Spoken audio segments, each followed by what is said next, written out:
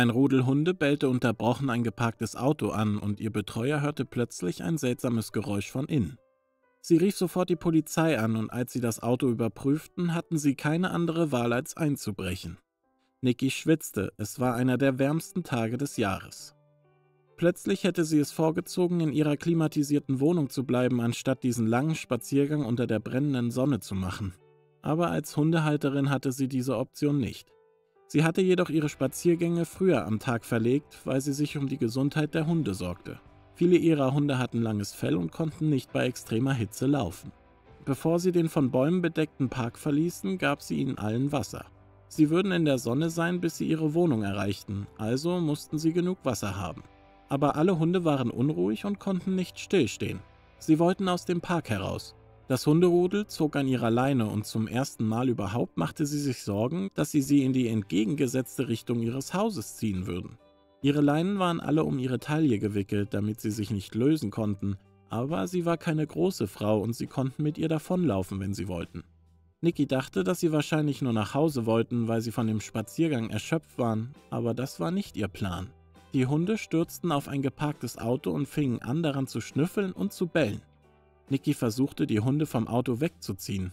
Sie wusste, dass kein Besitzer glücklich wäre, eine Frau und 5 Hunde um ihr Fahrzeug herumzusehen, aber das Rudel widersetzte sich und einer der Hunde hob sogar seine Pfote und begann am Auto zu kratzen.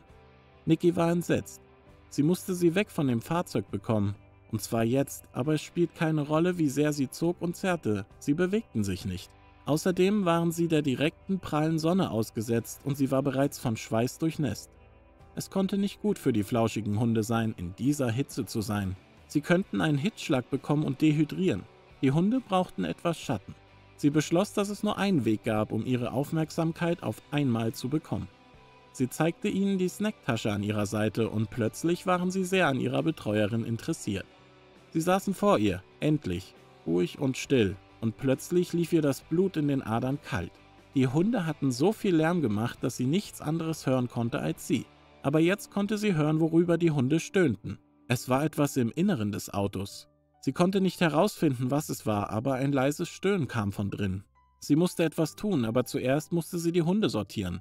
Sie brachte sie zu einem großen Baum und band sie fest. Sie gab ihnen auch Wasser und die versprochenen Snacks und dann ging sie zurück zum Auto. Die Hunde waren nah genug, damit sie ein Auge auf sie behalten konnte, aber jetzt wollte sie herausfinden, was sie ihr gesagt hatten. Der Ton war sehr leise und sie war sich nicht sicher, woher die Geräusche stammten. Sie versuchte ins Auto zu schauen, aber die Fenster waren getönt und sie konnte den Fahrzeugboden nicht sehen. Für einige Sekunden erwog sie, einen Stein zu nehmen und eine Scheibe einzuschlagen. An den meisten Orten wird man nicht für Schäden belangt, um jemand aus einem verschlossenen Auto zu retten. Nikki sah sich nach einem Stein um, der groß genug war, als sie sah, wie ein Polizeifahrzeug die Straße hinunterkam. Ohne wirklich darüber nachzudenken, sprang sie auf die Straße und winkte mit den Armen, um die Aufmerksamkeit des Polizisten zu erregen. Das Auto quietschte zum Halten und sie schrien sie an, so leichtsinnig zu sein. Was, wenn sie sich verletzt hätte, schrien sie. Aber sie erklärte schnell, dass sie ihre Hilfe brauchte. Die Polizisten stiegen aus und gingen mit ihr zum Auto. Sie erklärte, dass ihr Rudel Hunde sich weigerte, am geparkten Auto aufzuhören zu bellen. Und sie hörte seltsame Geräusche von innen. Die Polizisten untersuchten das Fahrzeug. Auch sie hörten das Geräusch und sahen sich besorgt an. Es gab definitiv etwas im Auto, das lebendig war. Aber im brodelnden Fahrzeug war nicht abzusehen, wie lange sie dort bleiben würden. Die Polizisten riefen die Feuerwehr an, aber es gab noch keine Anzeichen von ihnen. 10 Minuten vergingen und sie wussten nicht, wie viel Zeit ihnen noch blieb. Zuerst erwogen sie nur, ein Fenster zu zerbrechen und die Tür zu öffnen, aber sie konnten nicht ins Fahrzeug sehen.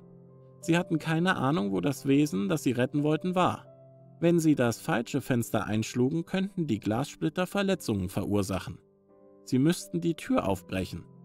Der einfachste und sicherste Ort war im Kofferraum, also nahmen sie ein Brecheisen und näherten sich dem Auto. Die Polizisten schoben das Brecheisen in den Kofferraum und das Metall verbog sich. Die Autoalarmanlage ging los, aber sie wussten, dass sie das Richtige getan hatten. Die Rücksitzbank war heruntergeklappt und ein Tiertransportkäfig saß darauf. Sie holten ihn heraus und sahen, dass sich 2 winzige Katzen darin befanden. Die Katzen sahen schwach aus und hoben kaum ihre Köpfe. Nikki kam mit der Wasserflasche, die sie für die Hunde dabei hatte, zu den Kätzchen und gab ihnen etwas zu trinken. Die Polizisten rieben sie auch etwas mit Wasser ab. Die Kätzchen tranken gierig, aber sie schienen immer noch zu schwanken. Es war leicht zu erkennen, dass sie sehr krank waren. Die Polizisten waren damit beschäftigt, herauszufinden, was sie mit den Kätzchen tun sollten, als ein Mann aus dem nahegelegenen Bürogebäude kam und Nicky anfing anzuschreien. Er war wütend wegen dem, was sie seinem Auto angetan hatte. Die Polizisten waren jetzt auf dem Bürgersteig in die Hocke gegangen und versuchten, die Kätzchen wiederzubeleben, und alles, was er sah, war die junge Frau neben seinem aufgebrochenen Kofferraum. Das Rudel Hunde begann zu knurren, als er auf sie zukam. Er schien nicht außer Kontrolle zu sein, aber das war ein Typ, der Kätzchen in seinem Auto bei der brütenden Hitze zurückließ, also konnten sie nicht wissen, wozu er fähig war. Er kam immer noch schreiend auf sie zu, aber plötzlich hielt er inne, als die beiden Polizisten hinter dem Fahrzeug hervortraten. Dann richtete der Mann seinen Zorn auf sie. Er verlangte zu wissen, welches Recht sie hatten, sein Fahrzeug zu beschädigen oder einzubrechen. Die Polizisten antworteten nicht. Einer von ihnen hielt eines der Kätzchen in die Luft und zeigte dem Mann den genauen Grund, warum sein Auto aufgebrochen war. Der Mann wurde bleich, als er die Katzen sah. Er war geschockt und fast ohnmächtig geworden. Er setzte sich auf den Bürgersteig und fragte mit zitternder Stimme, ob es den Kätzchen gut gehe. Der Mann vor ihnen war nicht mehr der wütende Typ, der er noch Sekunden zuvor gewesen war. Er war am Boden zerstört. Er hatte wirklich gedacht, sie hätten sein Fahrzeug grundlos zerstört, aber jetzt konnte er nur dankbar sein, dass sie eingegriffen hatten. Ed hatte an diesem Morgen den größten Fehler seines Lebens gemacht. Seine Katze war einige Wochen zuvor Mutter geworden und die Kätzchen waren fast alle alt genug, um in ihr neues Zuhause zu gehen. Er wollte das kleinste von ihnen zum Tierarzt bringen, um eine weitere Untersuchung zu machen. Deshalb hatte er sie an diesem Morgen in sein Auto geladen. Er war auf dem Weg zum Büro des Tierarztes, als er einen Anruf von der Arbeit erhielt. Ein wichtiger Kunde hatte ein Problem und sein Chef wollte wissen, ob Ed sofort zu ihm gehen könne. Natürlich sagte er zu. Sein Kopf war mit Lösungen für das Problem beschäftigt und er dachte nicht an die Kätzchen hinten im Auto. Die Kätzchen machten keinen Lärm, da sie wahrscheinlich auf der Fahrt eingeschlafen waren. Er erreichte sein Büro, sperrte das Auto ab und rannte los, um die Krise zu bewältigen. Dabei vergaß er völlig, dass er die Kätzchen im Auto hatte. Er hörte seinen Autoalarm, als er auf dem Weg nach draußen war und dachte, dass jemand sein Fahrzeug manipulierte, bis er die Katzen sah. Ihm wurde übel, als er an den Schmerz dachte, den die Kätzchen bereits durchgemacht hatten und wie schlimm diese Situation hätte enden können. Er bedankte sich immer wieder bei Nicky und den Polizisten, dass sie eingegriffen hatten, aber es könnte bereits zu spät sein, um seinen Fehler zu beheben. Er sagte ihnen, wo sein Tierarzt war, und der Polizist sagte, dass sie die Kätzchen dorthin bringen würden. Nicky bot an, ihnen zu folgen, aber zuerst musste sie die Hunde nach Hause bringen. Sie waren viel länger weg gewesen, als ein Spaziergang normalerweise dauerte. Aber wenn die Hunde sie nicht auf die Kätzchen aufmerksam gemacht hätten, wäre alles völlig anders verlaufen. Nicky brachte die Hunde nach Hause und rief dann den Tierarzt an, um sich nach den Katzen zu erkundigen. Die Kätzchen waren dehydriert und hatten einen Hitzschlag, aber mit etwas Infusion würden sie bald wieder gesund sein. Sie atmete erleichtert auf. Sie konnte nicht aufhören, an diese winzigen Körper zu denken, die reglos in ihrem Käfig lagen, aber sie war froh, dass es ihnen gut gehen würde. Am nächsten Tag war Nicky wieder mit dem Rudel im selben Park unterwegs, als sie einen riesen Schock bekam. Ed wartete auf einer Bank auf sie und sprang sofort auf, als er sie sah. Sie vertraute ihm immer noch nicht vollständig, aber seltsamerweise wurden die Hunde dieses Mal nicht gereizt von ihm. Sie vertraute auf die Instinkte ihrer Hunde und ihr ruhiges Verhalten ließ sie etwas entspannen. Die Hunde hatten recht, Ed wollte einfach nur für alles danken, was sie getan hatten.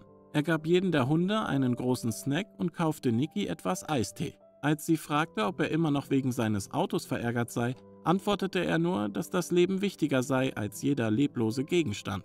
Nachdem er alle Hunde gekrault hatte, bedankte sich Ed noch einmal und ging dann weg. Es dauerte nicht lange, bis die Kätzchen bereit waren, zu ihrer Mutter und ihren Geschwistern zurückzukehren. Ed sorgte dafür, dass sie ein gutes Leben haben würden.